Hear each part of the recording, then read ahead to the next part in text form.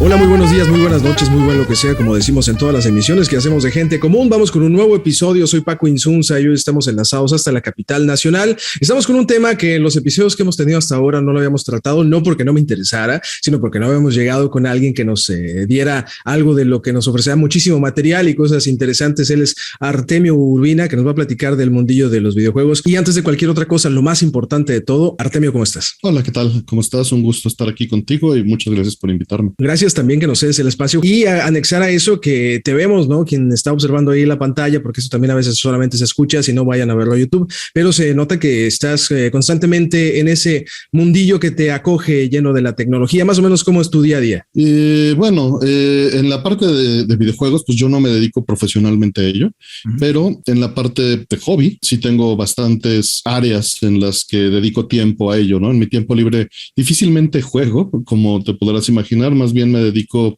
un tanto a ya sea documentar, programar en consolas viejas, esto es hacer software que corra en consolas viejas principalmente, evaluarlas, compararlas contra implementaciones actuales, probar señales de video, probar señales de audio.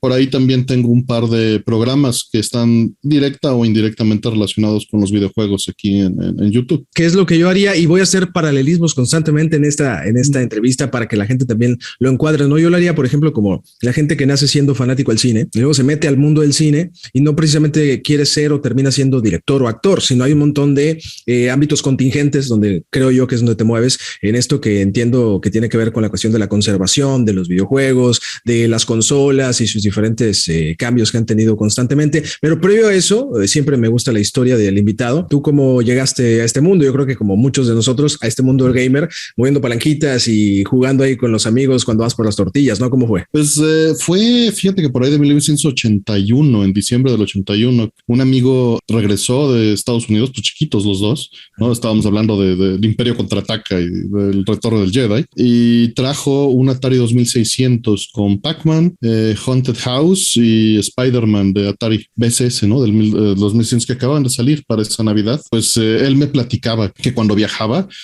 había unas mesas con un vidrio y que tú con una palanca controlabas a un muñeco adentro del laberinto, ¿no? Y pues me parecía mágico porque yo no tenía contacto con eso de ninguna manera. Y pues evidentemente me estaba platicando acerca de un arcade de Pac-Man, de estas que eran cocktail tables, se llaman, que son unas mesitas que se utilizaban en bares o en Disney y en varios lugares también que eran aptos para menores. Pero pues me platicaba de esto y me parecía mágico porque era pues un fondo negro, ¿no? Y con los fantasmas flotando y un laberinto y la bola amarilla caminando, ¿no? Y él traía una lonchera. Y pues me invitó a su casa para enseñarme el dichoso Pac-Man que ya tenía en su casa en el Atari 2600 y pues desde ahí obviamente estuve pidiendo un Atari 2600 por un año quizá hasta que conseguí uno, ¿no? O sea, lo empezaste a pedir con todas tus fuerzas, dijiste, hasta que llegara a ese objetivo. Entonces comenzabas, quiero creer, ¿no? En los 80s, que es cuando viene el desarrollo ya comercial de los videojuegos. Me corregirás, tú que eres más conocedor que yo. En los 80s viene el desarrollo comercial, donde ya uno tiene, entre muchas otras cosas, ¿no? Ya viene también el video home y toda esta tecnología integrada a la casa. Entonces ya como chavillos en aquel momento que éramos jóvenes, ya se integraba en nuestro mundo esa cosa novedosa que creo yo que está presente en todos los niños históricamente, que es el juego, pero ahora aunado a una tecnología muchísimo más, diríamos, para los de hace algún siglo o siglos, futurista, ¿no? Ya estás picando botones, moviéndose cosillas ahí un poco raras. Entiendo que desde ahí hubo una evolución con la cual tú también tuviste relación, ¿no? Juegos un poco más complejos, una manera de jugar también más dinámica. Creo que debiste verlo históricamente. Sí, claro, efectivamente, no fui la generación que creció con ellos, porque sí tengo en este mundillo de preservación y documentación, pues tengo mucho contacto con gente que tiene 15 o 20 años más que yo, y a ellos les tocó en sus 15, ¿no? O en sus 20 el lanzamiento de las primeras consolas. A mí me tocó, digamos que la segunda generación, ¿no? El Atari en lugar de Pong y estas cosas, aunque estaban ahí, pues en México y por mi edad, pues llegaron tarde, ¿no? Pero era muy novedoso, como mencionas, porque pues no teníamos acceso al cómputo en casa, no existían los celulares, evidentemente, no existían computadoras en casa, lo que tenías era un televisor, ¿no? Y como bien mencionaste, en todo caso, video casero empezaba a entrar, y no era que fuera dominante, era una novedad. Era algo que, mira, tiene una beta, ¿no? Tiene una VHS ya años después. Y pues efectivamente esto fue de la mano, sorpresas tecnológicas fueron llegando, calculadoras programables fue uno de los caminos que a mí me introdujo fuertemente en esto, porque ahí fue donde aprendí a programar y hice mis primeros jueguitos. Y que me servían además en la escuela y me enseñaban cómo funcionaba pues la tecnología, incluso programar la VHS, ¿no? Para grabar los Thundercats o cualquier cosa cuando salías de paseo con los papás a visitar a la tía y tú decías, no, voy a perder mi programa, pero la tecnología como que ya empezaba a entrar en un día a día, ¿no? Entonces fue la puerta que te hizo introducirte al mundo tecnológico, o sea, a todos esos aparatillos, que estos cables con estas conexiones y esta cosa de la física que comienza a transformarse en novedades, como lo acabas de decir, novedades de entretenimiento. Básicamente yo creo que en general de lo que hemos hablado hasta el momento es entretenimiento, como películas, como bien también comentas, y como todo lo hicimos, grabar en VHS ese programa antes de que no existiera Netflix. Antes, gente que ven esto, que son muy modernos, antes uno tenía que estar en el momento adecuado y en el lugar adecuado para ver tu programa favorito. Ahora uno lo ve cuando quiera. Entonces comienzas a darte cuenta que esto es toda una disciplina de un desarrollo, ¿no? Una cuestión casi puesta en juego a favor de la creatividad. Yo creo que a lo mejor ahí tomaste decisiones que te llevaron a estudiar algo parecido, ¿o me equivoco? Obviamente es una retrospectiva y es una manera romántica de verlo hacia atrás cuando uno ya está en la posición, pero sí. Es cierto. Para mí los juegos eran una especie de juego de mesa, pero arbitrado por una computadora, es decir, un árbitro neutral. Independientemente de eso y no tener que levantar el tablero, ¿no? Ni tener que explicar las reglas tan a detalle, ni tampoco tener que configurar el tablero o leer el manual, sino entrabas directo a la acción, cosa que sí era viable antes, ¿no? Con los juegos anteriores. Me gustaba también esta idea que no se había cristalizado en mi mente de que un videojuego es una obra puesta en escena entre la persona y la computadora, donde el juego es una simulación matemática de un mundo, un modelo que creó alguien más, ¿no? Es la voluntad de alguien más convertida en instrucciones que entiende la computadora, ejercida remotamente para que tú puedas interactuar con ella, esté o no esté esa persona, ¿no?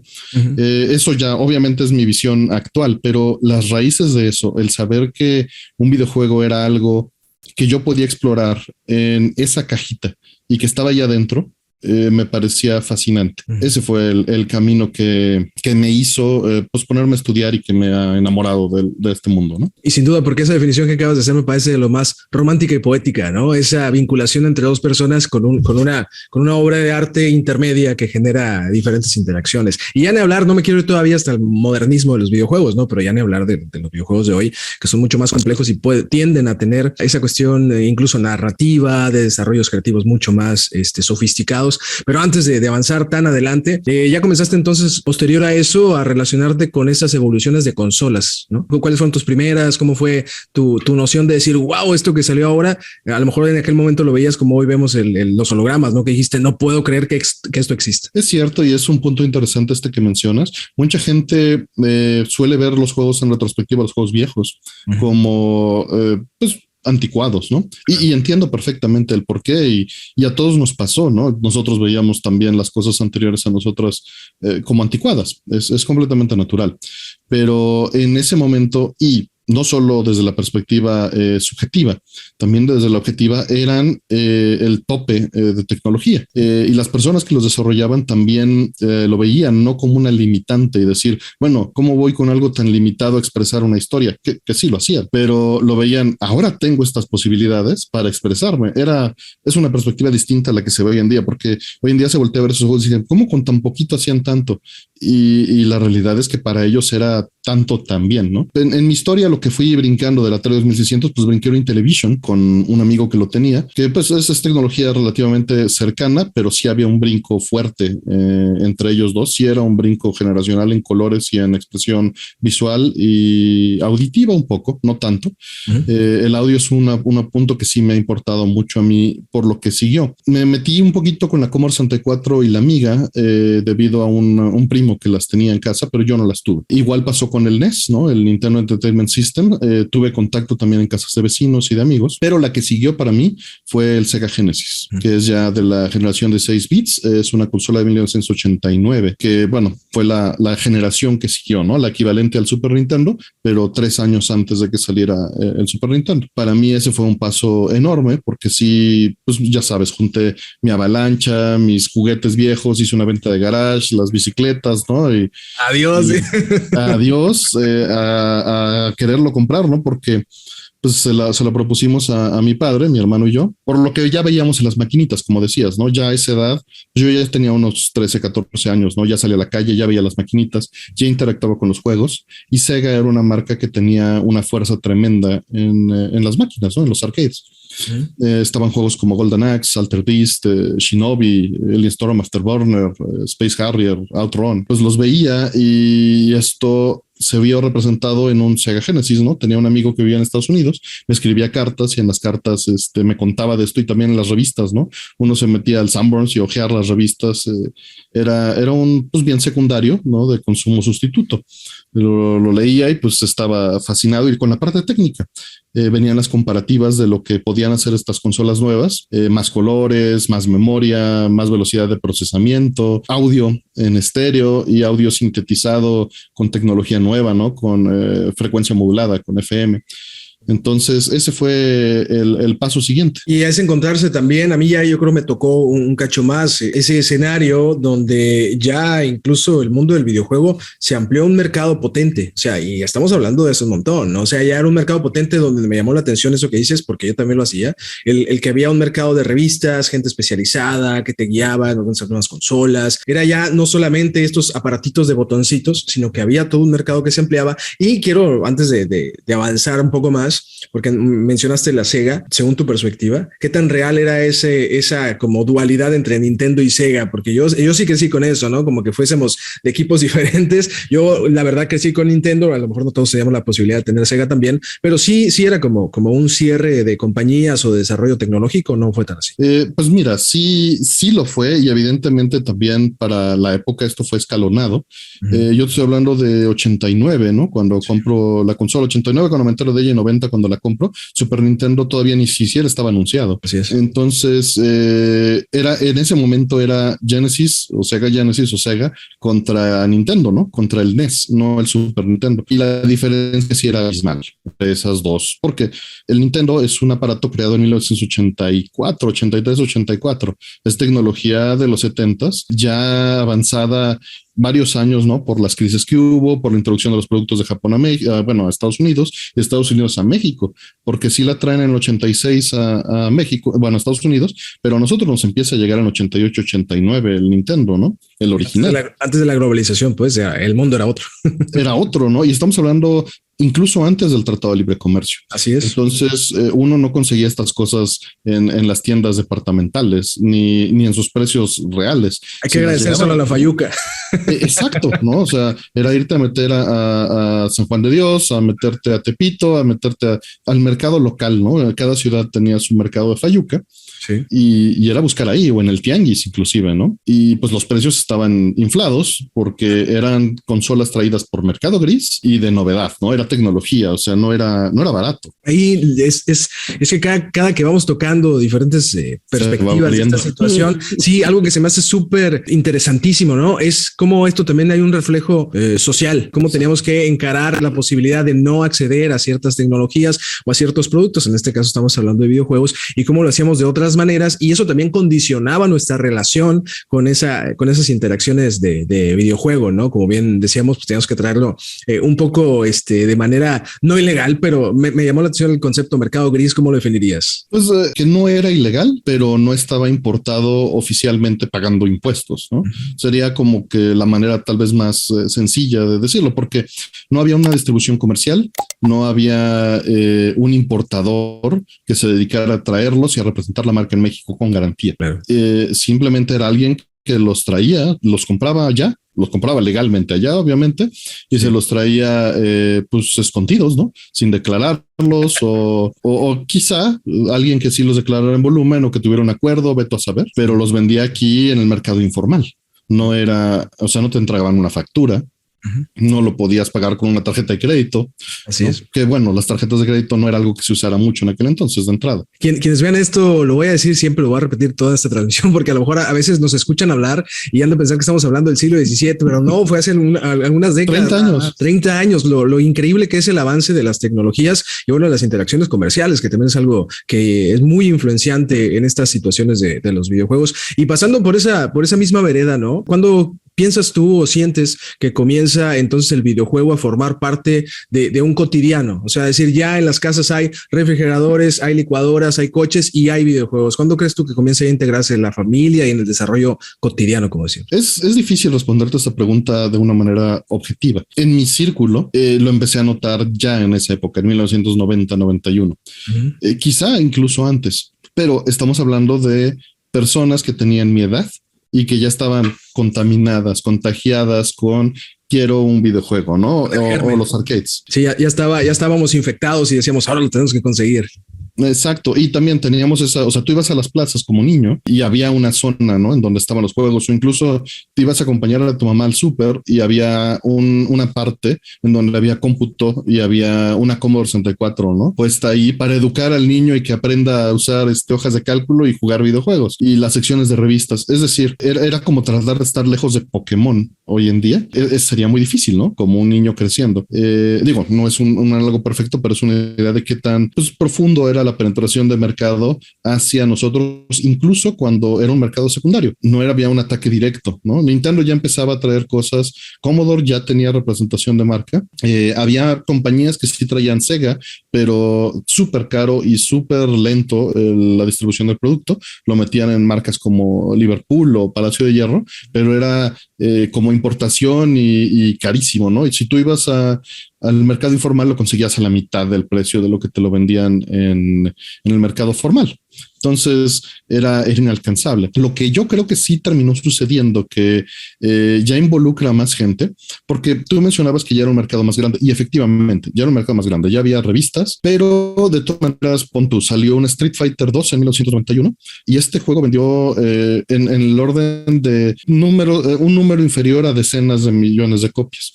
Estamos hablando de que vendió como 6 o 7 millones de copias. Ahorita no recuerdo el número exacto, pero es lo que vendió a nivel mundial el cartucho de Super Nintendo, por ejemplo, ¿no? Sí, sí. Si tú pones eso en contexto actual, es un número grande, pero no tan grande como los números actuales. Sería un juego de un alcance medio, ¿no?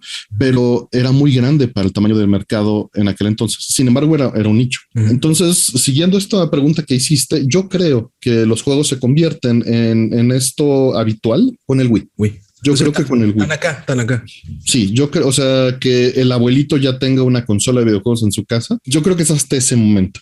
Y los celulares, ¿no? O sea, yo creo que el Wii y los celulares tuvieron esa penetración de mercado donde se abrió. O sea, sí creo que se abrió muy fuerte con primero una apertura con el Atari 2600, luego una segunda apertura con el NES, Genesis y Super NES, más o menos unidos. Otra con el PlayStation, pero reventó así a nivel mainstream, por dar un concepto generalizado, con el Wii y con los celulares. Para quedarnos un poquito y seguir con el Wii, que a mí me sorprende que tengas esa perspectiva y no tengo dudas porque tú eres el experto, pero quedándonos en los 80s, 90s, yo sigo con otro paralelismo, ¿no? El cine, cuando uno iba al cine tenía ganas de ver películas y ibas una vez a la semana y tal. Cuando llegan las películas en casa, pues entonces ya es una maravilla poder tener cine en tu casa. Me parece que fue algo similar, y me corregirás, el tema de que uno iba a las maquinitas, no sé cómo le llaman en todo el mundo, no iba a las maquinitas, y ya después venía el encanto de poder jugar en mi casa. Y creo, es una teoría, que a lo mejor por eso fue el hit de Street Fighter, ¿no? Porque uno iba a las maquinitas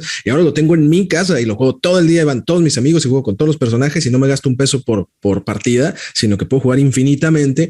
Y yendo a esa parte de lo mucho que se vendió Street Fighter, ¿identificarías algunos otros cartuchos de esas épocas de cuando salió Street Fighter en cartucho que también la reventaron durísimo? Si nos vamos atrás, Pac-Man fue el primero, ¿no? Que Space Invaders. Después Pac-Man. Fueron estos grandes hitos que marcaron esos brincos, quizá de que todo el mundo los quisiera tener. Y sí, como bien mencionas, hasta Street Fighter no se da nuevamente algo tan distribuido entre las distintas capas sociales, ¿no? Porque era algo que te podía relacionar socialmente de manera sencilla. Total. Podías no llevarte con otra persona, pero los dos sabían hacer un Hadoken, ¿no? Así es. Y eso pues, es un lenguaje que une a las personas y hay una camaradería inmediata. Y es una de las funciones de los videojuegos. Lo mismo pasó con Pac-Man y lo mismo pasó con Space Invaders, que era ya un lenguaje popular que empieza a diseminarse. Poco después yo creo que Mortal Kombat, pero no tiene el mismo impacto que Street Fighter 2. Y Street Fighter 2 tuvo este impacto por las maquinitas. Las maquinitas tenían esta ventaja de ser juegos no democratizados, no quisiera usar esa palabra necesariamente, pero diseminados de una manera popular, porque como bien dijiste, con un peso tenías acceso al juego. Es más, podías tener un consumo secundario, estar parado junto a la máquina y estar viviendo emociones de cómo estaban pues compitiendo dos personas más, aprendiendo, estudiando, reaccionando, ¿no? Hablando, platicando. Y esto en un espacio público es algo que ha cambiado, ¿no? Ha cambiado drásticamente, pero yo creo que la fisicalidad de esos momentos y el hecho de que estuvieran presentes en plazas públicas, en farmacias, en tortillerías, eso le daba un valor enorme y una manera de acceso inmediata cuando no teníamos internet. Digo, sí existía, pero la persona de pie no tenía acceso a internet, ¿no? Te escucho a decir o describir esos momentos y se me viene una lágrima porque uno se acuerda, ¿no? Y tal cual lo dices y antes de grabar esto ya habíamos intercambiado un par de palabras, Artemio y yo, y le decía la cuestión casi antropológica, ¿no? Social que tienen los videojuegos, porque uno iba y compartía con sus brothers y uno iba también, como bien dices, a lo mejor yo no jugaba, pero me emocionaba increíblemente lo bien que lo hacía alguien más frente a otro y uno se hacía sus antagónicos, ¿no? Yo estoy con y tú vas con aquel y luego ganaba fulano. Entonces había una cosa que estaba en el aire, ¿no? Que era el compartir los videojuegos y luego ya pasaba entonces, quiero pensar, cuando uno ya tiene sus videojuegos en casa, a invitar a sus amigos. Entonces ya había otro tipo de interacción. Y para seguir avanzando en un plano histórico, ¿no? Ya después llegan los 90s y yo recuerdo muchísimo videojuegos, es mi experiencia, cuando ya comienzan a tener esta tridimensionalidad. Yo entendí la tridimensionalidad en los videojuegos desde mi cabeza pequeñita en aquel momento con Mario 64, por ejemplo, ¿no? Que ya era deambular por un mundo, buscar cosas, ya no era el juego 2D, que aunque ya había algunos 3D, pero con esas complejidades. ¿Es un poco así o hubo otro videojuego que fue primero con eso? Pues al mismo tiempo más o menos salió Tomb Raider sí, para un público distinto. O sea, yo creo que esos dos títulos tuvieron un impacto evidentemente de manera cultural. Super Mario 64 tuvo un impacto mucho más grande que Tomb Raider, pero Super Mario 64 lo que marcó principalmente fue los cambios en las reglas, cómo se controla el juego, cómo se puede integrar diegéticamente la cámara en el lenguaje del juego para que esto funcione de una manera pues inmersiva, inmediata, accesible, porque al cambiarle y agregar una dimensión extra en una pantalla 2D, porque realmente estás aplanando el 3D a un 2D en la pantalla, pues forzosamente tiene que haber una perspectiva, tiene que haber un corte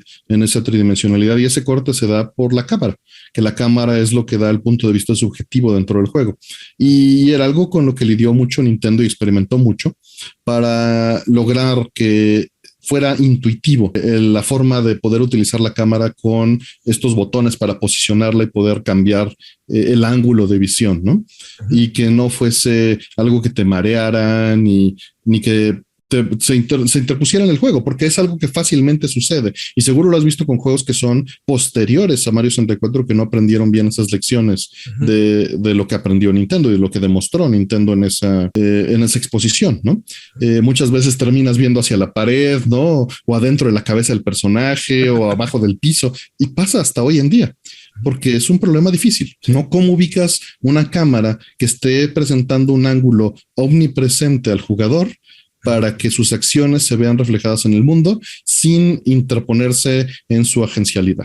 Es algo complejo, ¿no? Es un algoritmo que no resulta sencillo. Y Mario 64 lo logró muy bien en su primer intento comercial, porque internamente evidentemente hubo una evolución fuerte de experimentación en esta consola, ¿no? Sí, sí va siendo más sofisticado y entiendo que es como una especie ya del desarrollo de una narrativa, ¿no? O sea, de una sofisticación de esa disciplina que era el videojuego, como bien lo dices, y sucedía. Y me llamó mucho la atención que lo iba a comentar y lo dijiste tú también. Me sorprende que lo hayan hecho bien desde ese momento, porque era enfrentarse a cosas nuevas, el hecho de mover la cámara. Y yo recuerdo lo bien que fluía. Y sí es cierto que posteriormente decías, acá no, en algún otro juego me pasó que decías, acá está fallando en esa cuestión. Entonces habla un mucho de lo visionario que fueron estos videojuegos. Y ahora arribando a lo que tiene que ver con esto de la conservación, ¿no? Yo entiendo que para hacer como una especie de comparativa conceptual, no es como el que quiere salvar o tener o guardar o rescatar música en cassettes o vinilos frente al mundo digital. ¿Es un poco por ahí o cuál es la diferencia o el valor de este tipo de rescates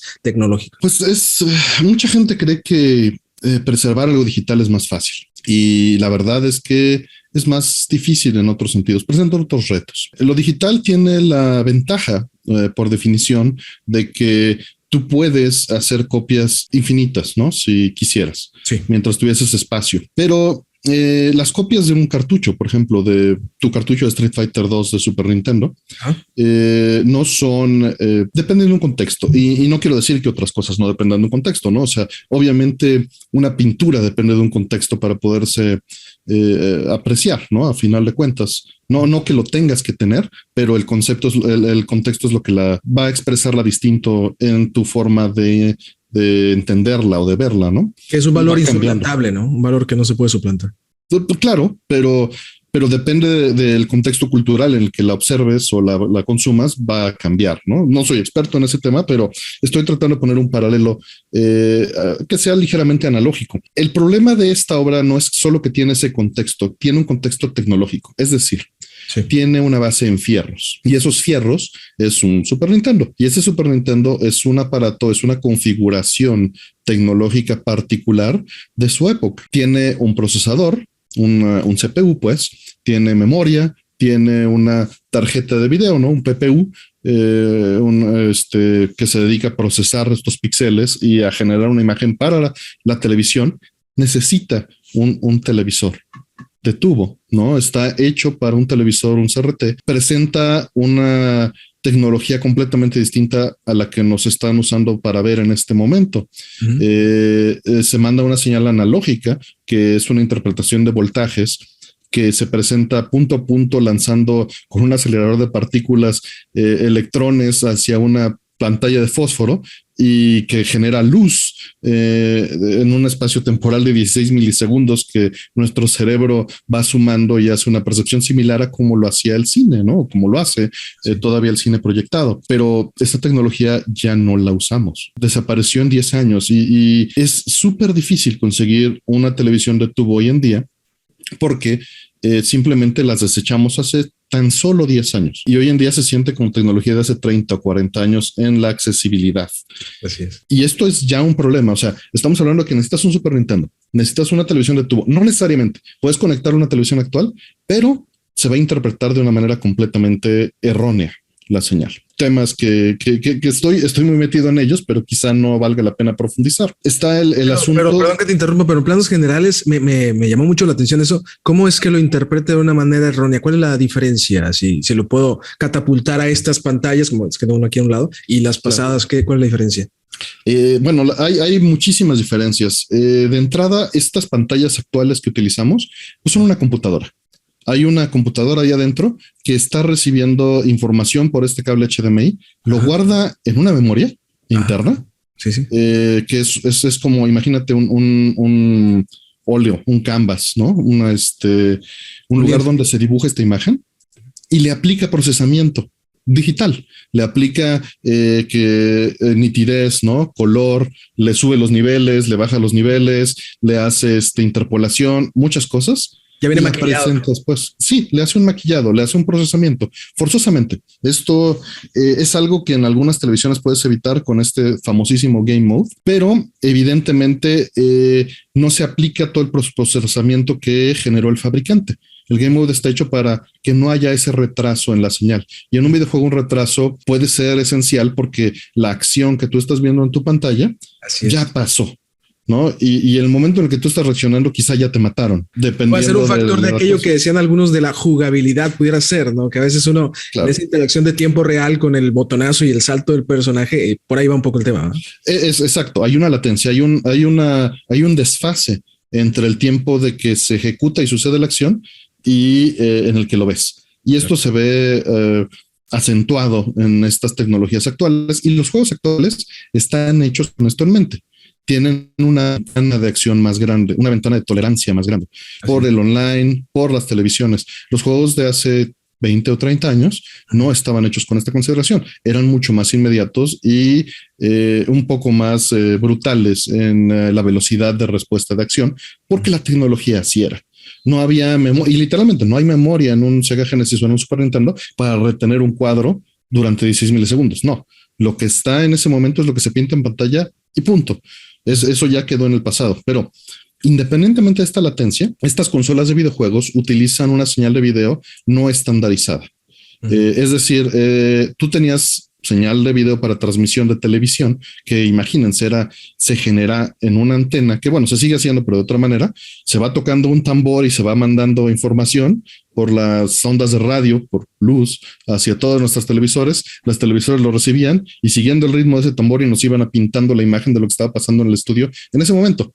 Eso sigue pasando en distintos niveles, pero la señal de video que se utilizaba tenía unas especificaciones muy estandarizadas. Esto, una señal de video 480i, le llamamos hoy en día, pero seguía un estándar que se llama NTSC, que define que hay 480 líneas. De esas 480 líneas, 240 se pintan en el primer campo, en un 16 milésimas de segundo.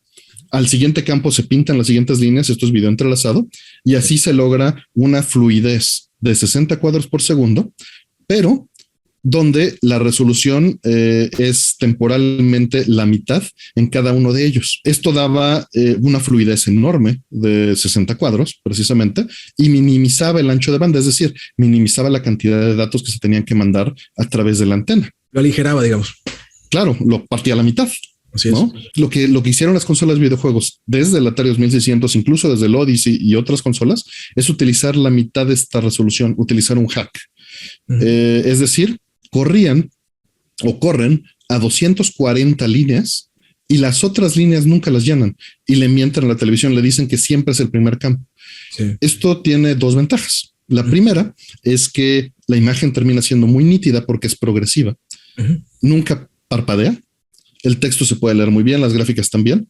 Y es de donde vienen estas scanlines incorrectamente llamadas hoy en día, que es el espacio negro, el negativo, que está intercalado con las líneas que sí está pintando la consola y que nuestra imaginación llena con detalle, además de este llenado del fósforo por cómo se pintaba en estos aparatos. Eso no puede suceder en una televisión actual, y lo que hace una televisión actual cuando recibe esto es interpretarla como si fuese una señal de televisión real. Hace una emulación, ¿no?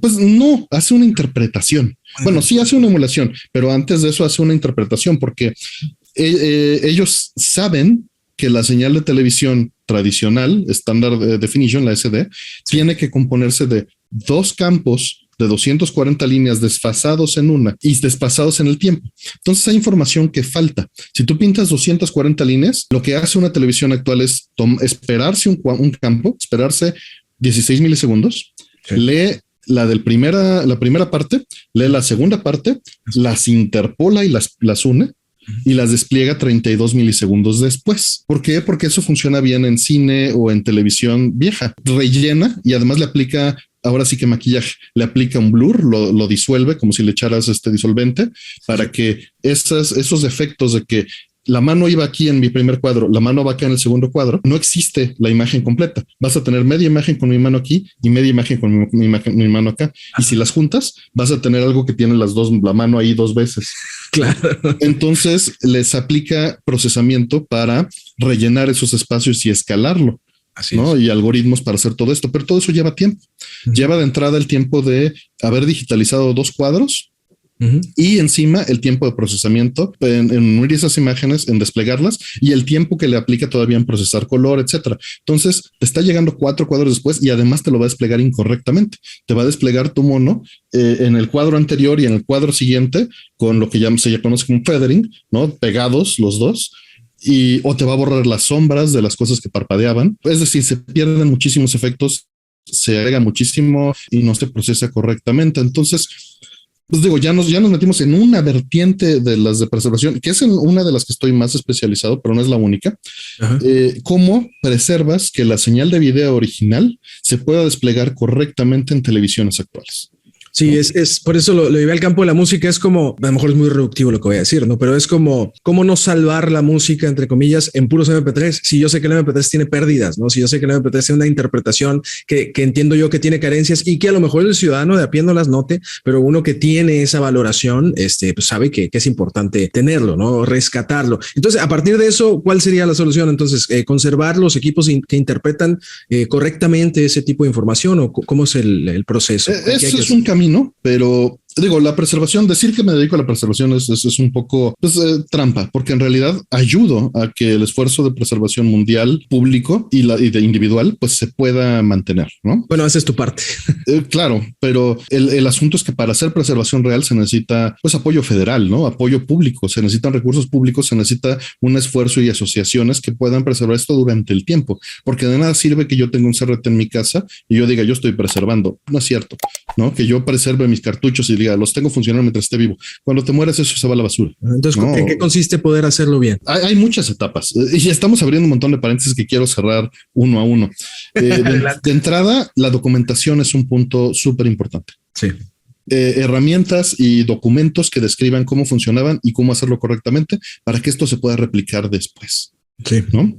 Eso yo creo que es el punto más importante.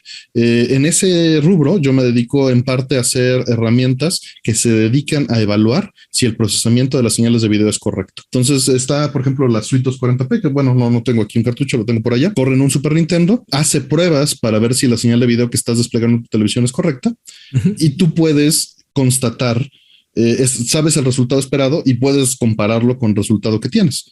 Sí.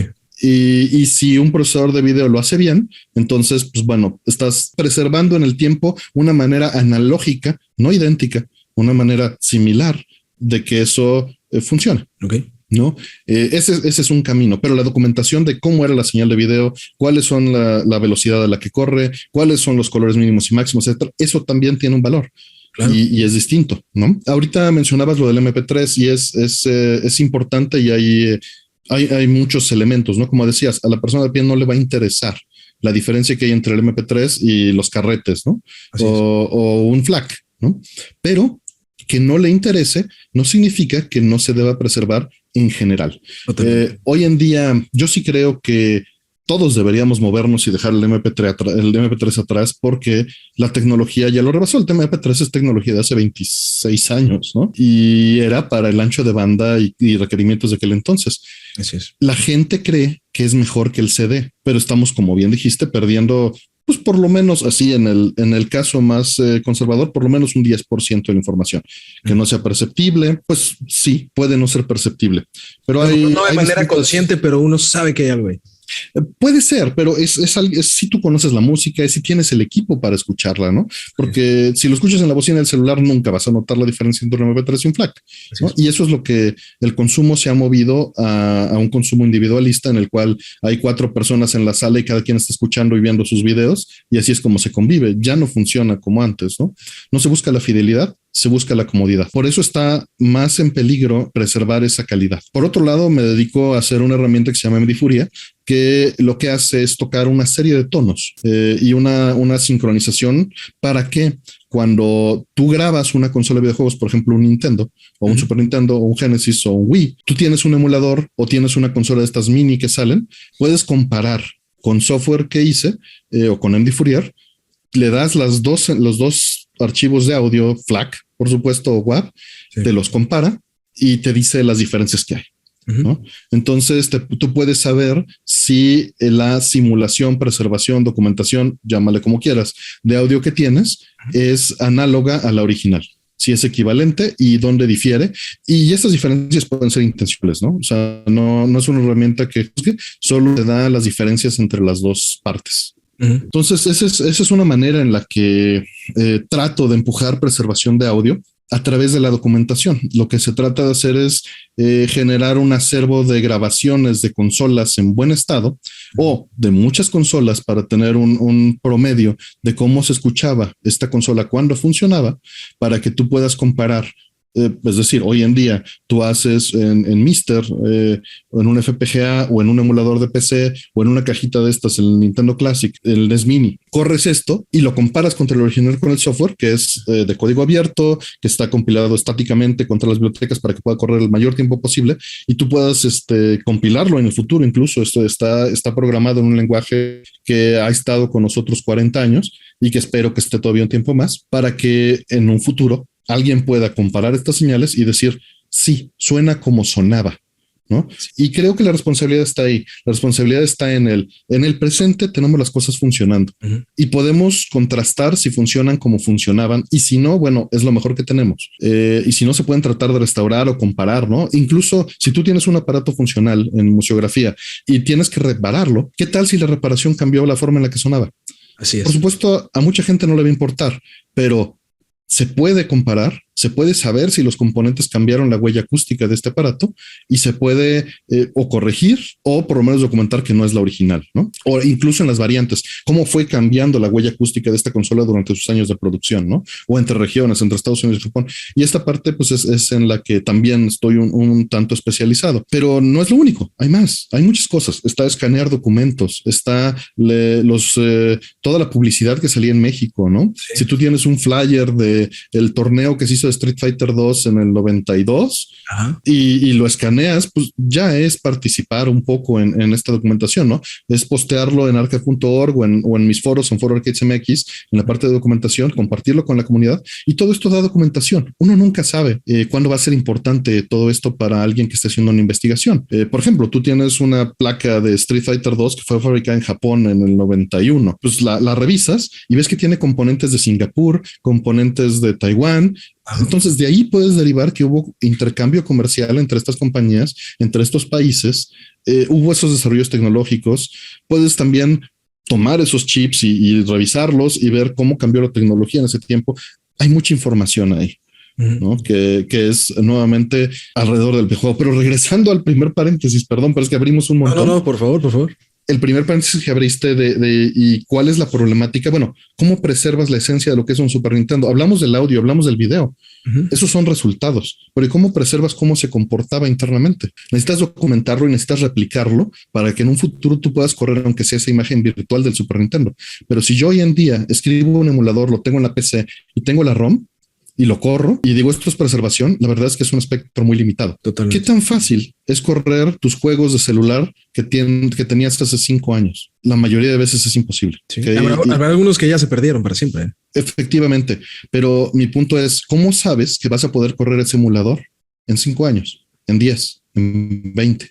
La realidad es que el problema lo estás haciendo recurrente, lo estás haciendo que se señale a sí mismo. Estás preservando una consola de videojuegos con algo más frágil y en el mismo medio digital, sí, con más problemas y más dependencias, porque el emulador tiene la dependencia de correr en una PC actual, en un sistema operativo actual, con una tarjeta de video actual. Necesitas los drivers, necesitas el sistema operativo, necesitas el hardware. Entonces, para preservar ese emulador necesitas preservar tu PC, o por lo menos una PC que sea equivalente, o una máquina virtual que corra eso, y esa máquina virtual la tienes que preservar y se vuelve un problema recursivo y recurrente. Y es un loop infinito donde tienes que emular emuladores, ¿no? Claro, y eso es lo que en muchos sentidos se termina haciendo. ¿Y cómo se puede superar ese ciclo? Con documentación, pero también con interés. Va a ser muy difícil que haya gente interesada en emular un Super Nintendo en 50 años, en entender cómo funcionaba esa tecnología y que entienda la documentación. Entonces se tiene que documentar todas las dependencias de esta documentación. Y eso lo va convirtiendo en un problema cada vez compuesto y más grande. Eso es una cosa que me parece, por eso estoy bastante callado y receptivo a lo que dices, porque me estoy imaginando lo que hubiese pasado si en su momento, por motivos de interés colectivo, yo creo que por eso tiene valor, por ejemplo, un jarrón en un museo, ¿no? O una máquina de coser. O sea, elementos que constituyen el desarrollo humano y tratar de conservarlos en su naturalidad lo más que se pueda, ¿no? Porque al final eso nos lleva, y bien diste el ejemplo ahorita de los componentes, por ejemplo, de un cartucho, ¿no? También aquella máquina de coser nos decía, probablemente, y me estoy inventando la situación, esa madera, cómo era comercializada de los europeos con la parte norte de África, no sé, estoy diciendo cualquier cosa. Lo que quiero dejar en claro es el valor cultural que se va depositando en eso. Entonces, como para ya ir medio redondeando, porque te agradezco mucho el tiempo, Artemio, pero ojalá y podamos tener un nuevo encuentro, porque me quedé con muchas preguntas y sé que eres alguien con bastante conocimiento del tema, pero ¿dónde pueden los que están interesados colaborar con esto? ¿No? Porque bien mencionabas que si alguien tiene por ahí un flyer y lo quiere,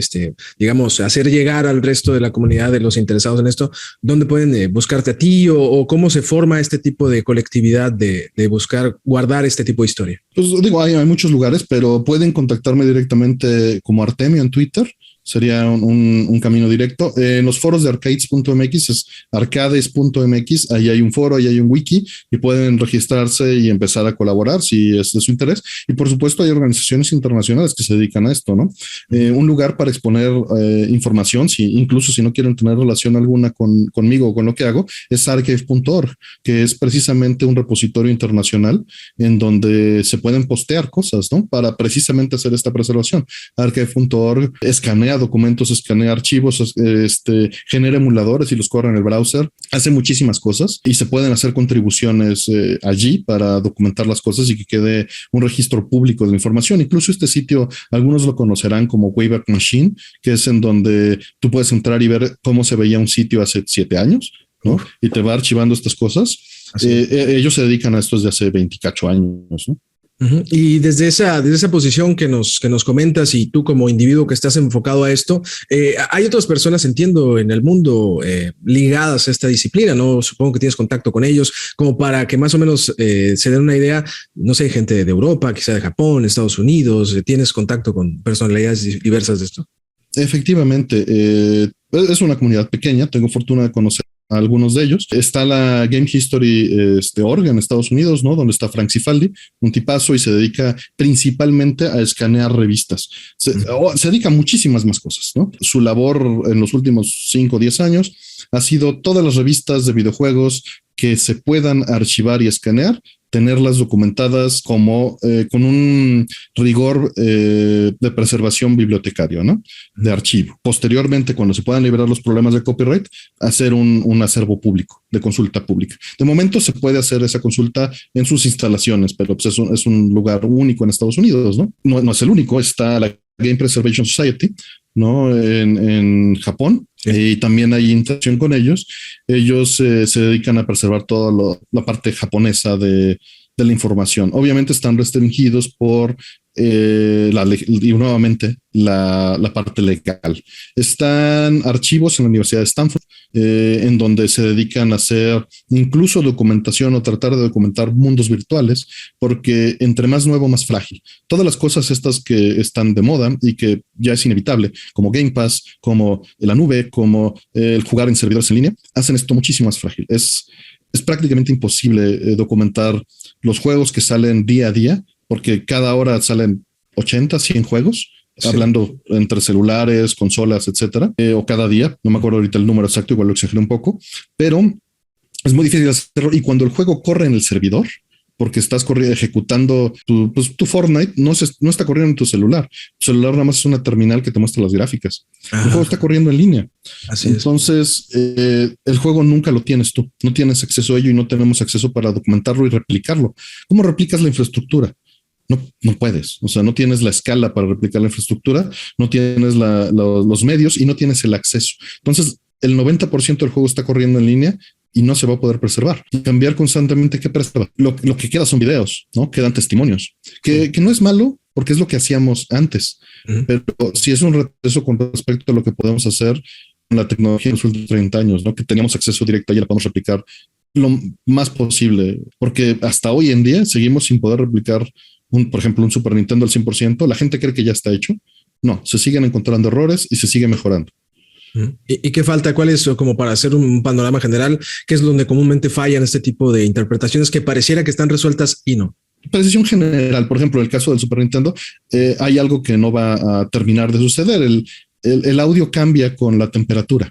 Entonces cambia la tonalidad, cambia el pitch.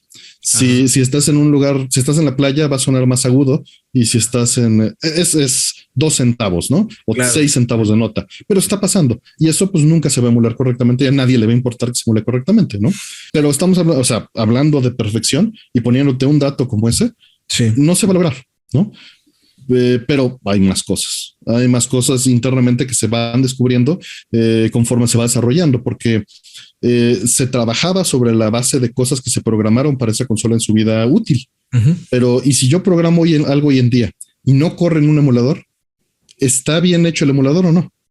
O sea, si corre en los fierros reales, yo digo que no, porque si tú hiciste el emulador solo para correr los juegos comerciales y no para simular un Super Nintendo, claro, pues es una finalidad distinta, ¿no? Cada que me tiras data me quedo así como friseado, porque me empieza a botar la ardilla, ¿no? Y digo, qué increíble todo esto, que a lo mejor yo a lo mejor porque sí tengo mucha cercanía con el desarrollo de mi infancia y crecimiento con los videojuegos, pero la seriedad con la que se debe tomar este tema, ¿no? Porque son cosas que van depositando nuestra historia, y yo estoy, la verdad, fascinado con que haya gente como tú y otros más que estén intentando preservar esto de la mejor manera. Así que agradezco, como decía ahorita, tu tiempo, y ojalá y nos veamos en una siguiente intervención, porque me quedé con muchas preguntas y sé que hay todo tipo de dudas que seguramente quienes están viendo el video le van a surgir, como por ejemplo, lo que decías ahorita, ¿no? Eso de que los videojuegos en línea pues son totalmente distintos a cuando uno tenía el cartucho, y que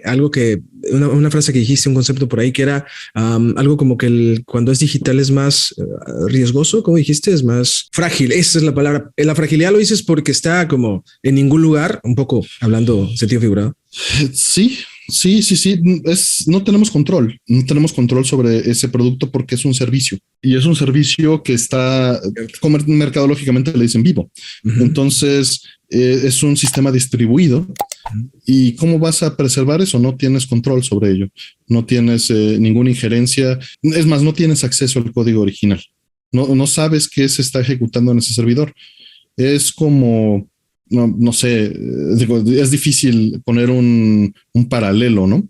Pero es como tratar de replicar una obra de teatro, en donde pues depende de los actores, depende del espacio, depende del director, depende del productor, depende del público. Que ese yo creo que es el punto por el que elegí en este momento al vuelo una obra de teatro. Si tú quieres replicar esa obra de teatro y que se procure para el futuro, ¿qué es lo que haces? Y la realidad es que nunca va a ser idéntica. Así es. ¿No? Y su valor está en ello. Y quizá el valor de estos juegos en línea están en ello. Pero el juego en línea tiene esto, redondeando con la idea con la que empezamos, un videojuego tiene la particularidad de que hay un juez que arbitra la situación. Y las capacidades de expresividad y de ejecución dentro de ello ya están predeterminadas por el sistema. Obviamente los jugadores las empujan, ¿no? Empujan las paredes y los límites, pero el árbitro ya está determinado. Y en una obra de teatro sucede, la intención es que no suceda igual siempre. Y en un videojuego estás en medio, tienes las dos cosas, porque los actores que están jugándolo en un Fortnite, pues van a hacer una interpretación distinta. Pero si esa interpretación fuera la misma en el Fortnite de 5 años, no va a ser el mismo resultado. Entonces, ¿cómo preservas eso? En el teatro, lo que es el guión, preserva las notas de cómo quieres que se ejecute, ¿no? Y cada quien lo va a hacer distinto. Pero en el videojuego no tienes eso. No tienes el guión, no tienes el código fuente, no tienes el ejecutable.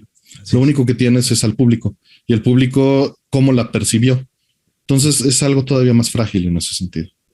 Bueno, vamos a terminar esta entrevista. Me voy a quedar viendo lejos porque me dejaste como meditando toda esta fenomenología pues que tiene el videojuego y la manera en la que podemos conservar. Artemio, te agradezco mucho y esperemos encontrarnos en un futuro. De verdad, espero que le hayas pasado bien y que podamos seguir compartiendo todo lo que tiene que ver con ya no me da hasta comezón decir mundillo, porque es muy grande y es muy potente, porque nos ha constituido básicamente a la mayoría de la gente de los 80s, 90s para acá, los videojuegos, y todo esto que nos hace unirnos y de alguna manera también entender la realidad. Artemio, muchas gracias.